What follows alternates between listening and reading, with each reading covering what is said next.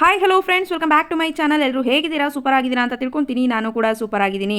ಸರ್ಕಾರದ ಕಡೆಯಿಂದ 2,000 ಹಣವನ್ನು ಜಮಾ ಮಾಡೋದಕ್ಕೆ ದಿನಾಂಕವನ್ನು ನಿಗದಿ ಮಾಡಲಾಗಿದೆ ಅಂತಲೇ ಹೇಳ್ಬೋದು. ಸೊ ಯಾವ ಒಂದು ಹಣ ಗೃಹಲಕ್ಷ್ಮಿ ಯೋಜನೆಯ ಹಣನ ಅಂತ ನೀವು ಕ್ವೆಶನನ್ನು ಮಾಡೇ ಮಾಡ್ತೀರಾ. ಸೊ ಅದ್ರ ಬಗ್ಗೆನೂ ಕೂಡ ಅಪ್ಡೇಟನ್ನು ಕೊಡ್ತೀನಿ. ದೆನ್ ನೆಕ್ಸ್ಟ್ ಕೇಂದ್ರ ಸರ್ಕಾರದಿಂದನೂ ಕೂಡ ನಿಮಗೆ ಹಬ್ಬಕ್ಕೆ 2,000 ಹಣ ಸಿಗ್ತಾ ಇದೆ ಅಂತಲೇ ಹೇಳ್ಬೋದು. ಸೊ ಹಾಗಿದ್ರೆ ಏನು ಯಾವ ಒಂದು ಹಣ ಅಂತ ನಿಮಗೆ ಕನ್ಫ್ಯೂಷನ್ ಆಗ್ತಿರ್ಬೋದು. ಅದ್ರ ಬಗ್ಗೆ ಕ್ಲಾರಿಟಿಯನ್ನು ಕೊಡ್ತೀನಿ. ವಿಡಿಯೋನ ಎಲ್ಲೂ ಕೂಡ ಸ್ಕಿಪ್ ಮಾಡದೆ ಕೊನೆವರೆಗೂ ಕೂಡ ನೋಡಿ. ಜೊತೆಗೆ ಒಂದು ಮಾಹಿತಿಯನ್ನು ಆದಷ್ಟು ಎಲ್ಲರಿಗೂ ಕೂಡ ಶೇರ್ ಮಾಡಿ.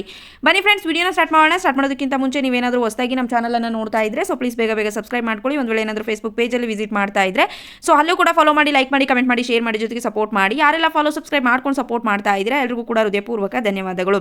ಎಸ್ ಫ್ರೆಂಡ್ಸ್, ನಿಮ್ಮೆಲ್ಲರಿಗೂ ಕೂಡ ತಿಳಿದಿರೋ ಹಾಗೆ ಕೇಂದ್ರ ಸರ್ಕಾರದ ಕಡೆಯಿಂದ PM ಕಿಸಾನ್ ಯೋಜನೆಯ ಕಡೆಯಿಂದ ಪ್ರತಿ ರೈತರಿಗೂ ಕೂಡ ಇಲ್ಲಿ 4 ತಿಂಗಳಿಗೆ ಒಂದು ಬಾರಿ ಏನು ಮಾಡ್ತಾ ಇದ್ರು, ಹಣವನ್ನು ಜಮಾ ಮಾಡ್ತಾ ಇದ್ರು.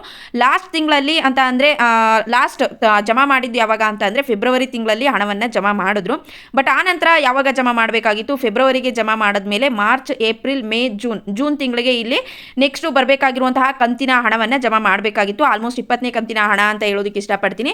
ಸೊ ಈ ಒಂದು ಕಂತಿನ ಹಣವನ್ನು ಜಮಾ ಮಾಡೋದಕ್ಕೆ ಆಗಲಿಲ್ಲ ಕೇಂದ್ರ ಸರ್ಕಾರದ ಕಡೆಯಿಂದ. ಸೊ ತಡ ಮಾಡಿದ್ರು. ಹಾಗಾಗಿ ಇವಾಗ ಒಂದು ದಿನಾಂಕವನ್ನು ನಿಗದಿ ಮಾಡಿದ್ದಾರೆ ಅಂತಲೇ ಹೇಳ್ಬೋದು. ಸೊ ಇಲ್ಲಿ ಏನಂತ ಅಂದರೆ ರಾಜ್ಯ ಸರ್ಕಾರದ ರೀತಿ ಇವತ್ತು ಆಗ್ತೀವಿ ಅಂತ ಹೇಳಿಬಿಟ್ಟು ನೆಕ್ಸ್ಟ್ ಯಾವತ್ತೋ ಆಗ್ತಾರೆ ಅಲ್ವಾ. ಸೊ ಆ ರೀತಿ ಕೇಂದ್ರ ಸರ್ಕಾರದ ಕಡೆಯಿಂದ ಬರ್ತಿರುವಂತಹ ಹಣ ಯಾವುದೇ ಕಾರಣಕ್ಕೂ ಕೂಡ ಆ ರೀತಿ ಆಗೋದಿಲ್ಲ. ಅವರು ಯಾವತ್ತು ದಿನವನ್ನು ಹೇಳ್ತಾರೆ ಸೊ ಅದೇ ದಿನ ಅದೇ ದಿನಾಂಕ ಎಷ್ಟು ಲಕ್ಷ ಜನರಿಗೆ ಹೇಳಿರ್ತಾರೆ ಸೊ ಅಷ್ಟು ಲಕ್ಷ ಜನರಿಗೂ ಕೂಡ ಇಲ್ಲಿ ಹಣ ಜಮಾ ಆಗುತ್ತೆ ಅಂತಲೇ ಹೇಳ್ಬೋದು.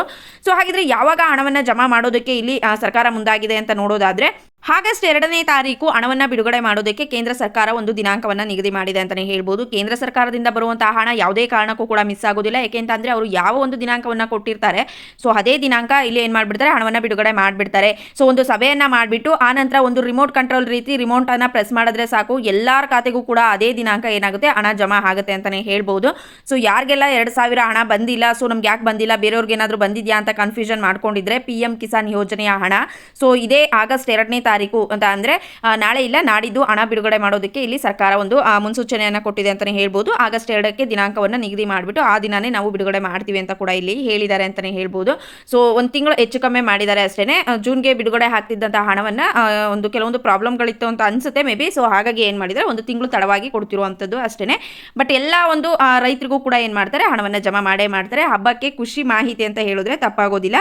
ಕೇಂದ್ರ ಸರ್ಕಾರದಿಂದ ಗುಡ್ ನ್ಯೂಸ್ ಏನೋ ಬಂತು, ರಾಜ್ಯ ಸರ್ಕಾರದ ಕಡೆಯಿಂದ ಹಬ್ಬಕ್ಕೆ ಯಾವುದೇ ರೀತಿಯಾದಂತಹ ಗುಡ್ ನ್ಯೂಸ್ ಇಲ್ಲವಾ ಅಂತ ನೀವು ಕೇಳ್ಬೋದು. ಬಟ್ ಗೃಹಲಕ್ಷ್ಮಿ ಹಣ ಬಿಡುಗಡೆಯ ಬಗ್ಗೆ ರಾಜ್ಯ ಸರ್ಕಾರದ ಕಡೆಯಿಂದ ಯಾವುದೇ ರೀತಿಯಾದಂತಹ ಮಾಹಿತಿ ಹೊರ ಬರ್ತಾ ಇಲ್ಲ. ಬಟ್ ಬೆಳಗ್ಗೆ ಪಬ್ಲಿಕ್ ಟಿವಿಯಲ್ಲಿ ತೋರಿಸ್ತಿದ್ರು 500ಕ್ಕೂ ಹೆಚ್ಚು ಇಲ್ಲಿ ಗೃಹಲಕ್ಷ್ಮಿ ಸಂಘಗಳನ್ನು ಮಾಡೋದಕ್ಕೆ ಎಲ್ಲ ಒಂದು ಸಿದ್ಧತೆ ಮಾಡ್ಕೊಂಡಿದ್ದಾರೆ. ಜೊತೆಗೆ ಡಿಸ್ಕಷನ್ ಎಲ್ಲ ಆಗಿದೆ, ಫೈನಲೈಸ್ ಮಾಡ್ತಾ ಇದ್ದಾರೆ.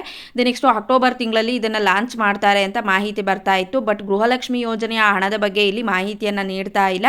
ಏನಿದ್ರೂ ಕೂಡ ನಾಳೆಯಿಂದ ನೋಡೋಣ ಹೊಸ ಅಪ್ಡೇಟ್ಗಳೇನಾದರೂ ಬರುತ್ತಾ, ಹಬ್ಬಕ್ಕೆ ಬಿಡುಗಡೆ ಮಾಡ್ತೀವಿ ಅಂತ ಅಥವಾ ಯಾವಾಗ ಬಿಡುಗಡೆ ಮಾಡ್ತೀವಿ ಅಂತ ಅಪ್ಡೇಟನ್ನು ಕೊಡ್ತಾರೆ ನಮ್ಮ ಲಕ್ಷ್ಮೀ ಹೆಬ್ಬಾಳ್ಕರ್ ಅವರು ಅಂತ ನಾವು ಕಾದು ನೋಡಬೇಕಾಗಿದೆ. ಏನಂತ ಅಂದರೆ ಇವಾಗ ಗೃಹಲಕ್ಷ್ಮಿ ಸಂಘವನ್ನು ಮಾಡಿದ್ಮೇಲೆ ಅವರು ಪ್ರತಿ ತಿಂಗಳು ಕೂಡ ಹಣವನ್ನು ಬಿಡುಗಡೆ ಮಾಡಲೇಬೇಕಾಗುತ್ತೆ. ಸೊ ಅದ್ರ ಬಗ್ಗೆನೂ ಕೂಡ ನ್ಯೂಸ್ ಚಾನಲಲ್ಲಿ ತೋರಿಸ್ತಾ ಇದ್ರು. ಸೊ ಪ್ರತಿ ತಿಂಗಳು ಮಾಡೋದಕ್ಕೆ ಒಂದು ಡಿಸಿಷನನ್ನು ತೆಗೆದುಕೊಳ್ತಾ ಇದ್ದಾರೆ. ಇದ್ರ ಬಗ್ಗೆ ಎಲ್ಲನೂ ಕೂಡ ಚರ್ಚೆ ನಡೀತಾ ಇದೆ. ನಾವು ಕಾದು ನೋಡಬೇಕಾಗಿದೆ ಏನು ಮಾಡ್ತಾರೆ. ಸೊ ನೆಕ್ಸ್ಟು ಯಾವ ಲೆವೆಲ್ಗೆ ಬರುತ್ತೆ ಈ ಒಂದು ಗೃಹಲಕ್ಷ್ಮಿ ಸಂಘದ ಬಗ್ಗೆ ಅಂತ. ಸೊ ಹಾಗಾಗಿ ನಾವು ಕೂಡ ವೆಯ್ಟ್ ಮಾಡಿ ನೋಡಬೇಕಾಗಿದೆ. ಈ ಒಂದು ವಿಡಿಯೋ ಇಷ್ಟ ಆಗಿದ್ರೆ ಲೈಕ್ ಮಾಡೋದು ಮರಿಬೇಡಿ. ಯಾರೆಲ್ಲ ಇನ್ನೂ ಕೂಡ ಸಬ್ಸ್ಕ್ರೈಬ್ ಮಾಡ್ಕೊಂಡಿಲ್ಲ ಸೊ ಪ್ಲೀಸ್ ಬೇಗ ಮಾಡ್ಕೊಳ್ಳಿ. Thank you for watching. Follow for more. Bye.